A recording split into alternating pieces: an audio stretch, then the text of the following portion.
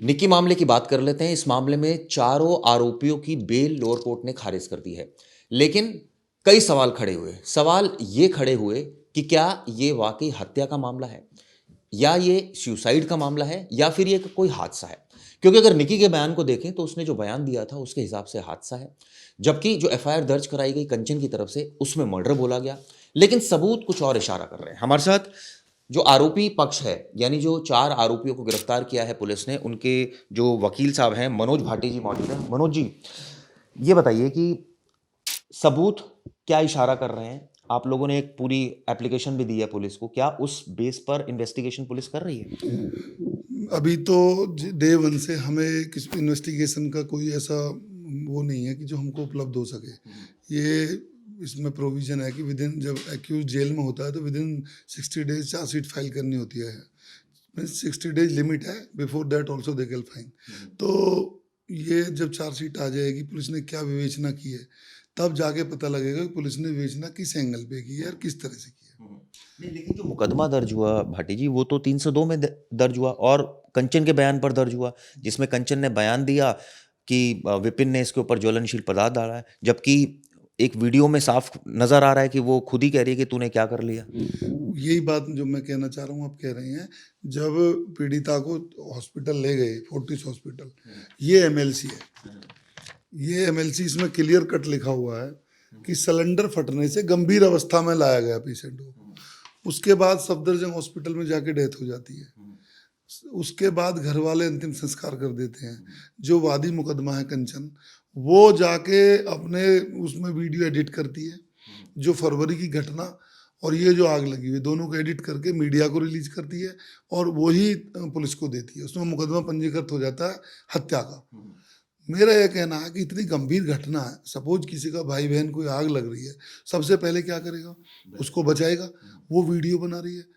इसका मतलब इसमें हमने तो डे वन से सारी चीज़ें, हमने गूगल टाइमलाइन सब चीज़, मोबाइल नंबर दिए हैं चारों एक्यूज के, कि जाके इनकी जांच करा ले कि कौन कहाँ है। क्लियर सीसीटीवी फुटेज है, उसमें दिख रहे हैं कि जो चारों एक्यूज्ड हैं, वो जो इसमें विपिन है वो बाहर गाड़ी धो रहा, माँ बाप बाहर दुकान पे बैठे हैं। जो तीसरा चौथा भाई है रोहित, वो किसी की गाड़ी चलाता टोल पे। वो कहाँ से कहाँ किस टाइम गया सब लिख के हमने कमिश्नर के यहाँ आवेदन दे रखा है। कोर्ट में हमने फुटेज सुरक्षित करने के लिए दिया। हम तो प्रोसिक्यूशन का पार्ट मजबूत कर रहे हैं। यदि हम एक्यूज्ड हैं, हम क्यों बोलेंगे कि फुटेज को सुरक्षित रखो? ये तो यदि वो एक्यूज्ड हैं हम लोग और प्रोसिक्यूशन को चाहिए, ये तो प्रोसिक्यूशन को देनी चाहिए कि भाई एविडेंस डिस्ट्रॉय ना हो। हमने एप्लीकेशन दी है माननीय न्यायालय में कि जितनी भी फुटेज है इनको सुरक्षित रखा जाए, इनको डिलीट ना कर दिया जाए, जिससे इन्वेस्टिगेशन का पुलिस पार्ट बनाए। ये काम पुलिस का है। आईओ जाके इनकी फुटेज लेता, उसकी जांच करा के उस हिसाब से वो कर। अब उन्होंने लिया नहीं लिया ये तो हम नहीं बता सकते, क्योंकि 60 डेज में चार्जशीट फाइल होनी है।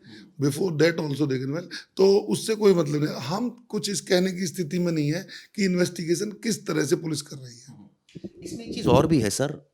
लड़की कहती है सिलेंडर फटा है, तो जब सिलेंडर फटा है तो एक जो वीडियो में आवाज़ आ रही है उसमें तो वो कह रही है कंचन कि तूने क्या कर लिया, यानी उसको पता था कि क्या सुसाइड कर लिया उसने? मेरा कहना ये है कि डे वन से जो जो चीज़ें आ रही हैं, सिलेंडर फटना, आग लगा लेना, आग लग जाना, इतना कॉन्ट्राडिक्शन है। पुलिस के लिए तो ये चैलेंजिंग इन्वेस्टिगेशन है। ये नहीं है पहले मीडिया का ट्रायल हुआ, पहले हफ्ते 10 दिन पूरा रहा, उसमें उठा के फर्जी इनकाउंटर कर दिया और सारे घर वाले सरेंडर कराए हैं। कोई भाग के ऐसे नहीं गया 302 में कि भाग गए, कोई नहीं भागा, जाके सरेंडर कराया सबको। लेकिन पुलिस ने दिखाया कि वो भाग रहा था, गोली मार दी। वो तो रूटीन में चलता है, गोली लग। मेरा कहना ये है कि जो पुलिस को जांच करनी चाहिए उसमें सारी चीजें आजकल टेक्निकल हैं। किसी पे आप, हम तो एक्यूज्ड हैं, किसी पे विश्वास ना करें। जो हमने आवेदन दिए हैं उनका निस्तारण बिल्कुल मेरिट पे उसका करें, तो इसमें दूध का दूध और पानी का पानी हो जाएगा। ये मर्डर का बिल्कुल भी मैटर नहीं है। आपके हिसाब से फिर क्या है? ये उन्होंने जो, मैंने सुना भी है, जो सर्कमस्टेंशियल एविडेंस बता रहे हैं वो प्रेशर बनाने के लिए। देखो कोई भी जलाता है तो सर पे डालता है। पोस्टमार्टम रिपोर्ट है, कहीं भी एक बाल तक नहीं जला उस पीड़िता का। वो यहाँ से लेके नीचे तक यहाँ जली है। वो उसकी जो चुन्नी है उस पर जब आग पकड़ ली तो उसने फेंकी, फिर वो वीडियो उन्होंने फिक्स कर रखा था कि तुम ये इसको रिकॉर्ड पे, जैसे वीडियो बनाते थे हर चीज़ की, कि भाई ऐसे बोलो कि आगे कि हमें उस टाइम जलाया था, तब हमने उन्हें, वो मतलब एक तरह से अपने आप को पीड़ित दिखा के इसका लाभ लेने के लिए बना रहे थे वो, और सचमुच जल गई। आपके हिसाब से ये मामला सुसाइड का है? सुसाइड का, वो एक्सीडेंट का है, सुसाइड भी नहीं कह सकते, क्योंकि वो जो पीड़ित आई वो मतलब अच्छी लड़की बताते हैं, वो कोई सुसाइड भी नहीं करना चाहती थी, वो एक एक्सीडेंटली डेथ हो गई, क्योंकि उसने डराने के लिए उन्होंने किया, और वो डराने में आग एकदम ज़्यादा लग गई और वो चल गई। और इसमें जो वादी मुकदमा है वो वीडियो बना रही है, अरे उसको देखना चाहिए भाई। लेकिन आपने ये कहा कि ये एक्सीडेंटल हो सकता है, जी। तो फिर ये बयान क्यों आया कि सिलेंडर फटने से? वो तो देखो पीड़िता ने दिया है, एमएलसी है, रिकॉर्ड पे है सारी चीज़ें, मैं तो उसमें कुछ कह नहीं सकता, जो भी है। अब ये चीज़ तो आईओ देखेगा कि उसको इन्वेस्टिगेशन किस लाइन पे कर रहा है। लेकिन वकील साहब, मरता हुआ आदमी झूठ नहीं बोलता ना, ये कहा ये भी माना जाता है, जो मरता हुआ आदमी है झूठ नहीं बोलता। मेन रोड पे मकान है, वहाँ पे सिलेंडर फटा है कि क्या फटा है, किस ग्रेविटी से फटा है, तो कैसे आग लगी है। सिलेंडर फटा बोल दिया उसने, क्या पता चूल्हे में आग लग गई हो, उसने अब महिला को थोड़ी पता है कि सिलेंडर, चूल्हा भी देखा है, बर्नर है, उसमें आग लग गई हो, उससे आग पकड़ गई हो, तो कुछ भी हो सकता है। लेकिन कंचन, जो वादी मुकदमा कंचन, उसने क्या किया, वेरी नेक्स्ट डे जब सब लोग अपने उसमें लग रहे थे सारे सामान को भर के, ये तो भाग गए। जब 302 का मुकदमा होता है तो आम सी बात है कि लोग मौके से चले जाते हैं, नहीं तो पुलिस नहीं छोड़ेगी कैसे भी। तो वो जब लोग वो थाने में जाके सरेंडर कर रहे थे, उस टाइम वो सारे सामान को भर के ले गए, और जितने भी वहाँ मौके पे एविडेंस थे उनको डिस्ट्रॉय किया गया। पुलिस को कुछ मिला नहीं है, या मिला है तो पुलिस बताएगी। लेकिन एक सबसे बड़ी थ्योरी इसमें चल रही है, मोबाइल फोन नहीं मिला है। वही बात है, सब कुछ मिल गया घर में, निकी का मोबाइल नहीं मिला है। हमारा भी डे वन से यही कहना है कि जो निकी का मोबाइल है और कंचन का मोबाइल है, इन दोनों के चैट रिस्टोर करके उनको इन विवेचना का पार्ट बना जाए, और विवेचना जब उस एंगल पे होगी तो उसमें दूध का दूध और पानी का पानी हो जाएगा। क्योंकि हमको प्रतीत होता है कि ये जो कंचन है ये उसको ब्लैकमेल कर रही थी किसी मैटर को लेके, और वो चीजें सब मोबाइल की चैट से रिस्टोर होकर पता चल पाएगा। नहीं तो कंचन, अगर आपको इतना आप चैलेंजिंग वे में कह रहे हैं कि कंचन कर रही थी ब्लैकमेल, तो कोई सबूत आपके पास है? हम लोग इस चीज का सबूत तो, हम तो ये कह रहे हैं कि निष्पक्ष विवेचना होगी तो चैट रेस्टोर हो जाएंगे, उसमें सब कुछ आ जाएगा। और दूसरा, हमने पहले दिन से किया कि हमारे क्लाइंट का और जो वादी मुकदमा कंचन है, नार्को टेस्ट करा लीजिए, उसमें तो सब कुछ पता चल जाएगा। क्यों नहीं कराया जाए, सारी चीज टेक्नोलॉजी अवेलेबल है, पहले जमाने में तो नहीं थी, आज तो सब कुछ है। आप नार्को टेस्ट करा लीजिए, सब आपकी कस्टडी में है। तो वादी मुकदमे का भी कंचन टेस्ट, जो कंचन है उसका नार्को टेस्ट करा लो। आपको ये लगता है ये दहेज का मामला कहीं से भी नहीं है? दहेज का मामला होता तो 304 भी में मुकदमा पंजीकृत होता, मुकदमा 302 में पंजीकृत हुआ है। दहेज का तो 9 साल शादी हो गई। लेकिन जो मुकदमा पंजीकृत हुआ है उसके तो सबूत ही नहीं है ना, कि ये कहा जा रहा है कि विपिन ने ज्वलनशील पदार्थ डाला जबकि वो बाहर नजर आ रहा है। वही बोल रहा हूँ, ना तो दहेज हत्या के कोई सबूत है, ना हत्या का कोई सबूत है। मेरा व्यक्तिगत वो देखें तो इन्वेस्टिगेटिंग एजेंसी मैं तो हूँ नहीं, लेकिन प्रथम दृष्टया ये लग रहा है कि एक्सीडेंटल मामला है, कहीं बर्नर से कोई आ गए हो, वो पकड़ लियो उस हिसाब से। क्योंकि एक भी पीड़िता का सर नहीं जला, ना एक बाल जला, यहाँ से लेके नीचे तक जो है आ गए। तो किसी तरह से भी इसका, यदि पुलिस इसमें प्रॉपर विवेचना करेगी। लेकिन निकी के परिवार वाले तो कह रहे हैं कि दहेज के लिए परेशान किया जा रहा था, स्कॉर्पियो दी थी, उसके बावजूद डिमांड्स जारी थी। उन्होंने तो ये तक आरोप लगाया कि ब्यूटी पार्लर खुला था, उसको लेकर बड़ा विवाद हुआ था। ये भी कहा कि विपिन अय्याश प्रवृत्ति का आदमी है, शराब पीता है, कई लड़कियों से उसके संबंध है। इस बात को लेकर निकी बहुत विरोध करती थी और आए दिन झगड़ा होता। 2 सगी बहनें एक घर में हैं, क्या ये संभव है एक बहन से दहेज मांगा जाएगा? दहेज मांगने जैसी कोई बात नहीं थी, ना किसी तरह से ऐसी कोई बात आज तक आई है।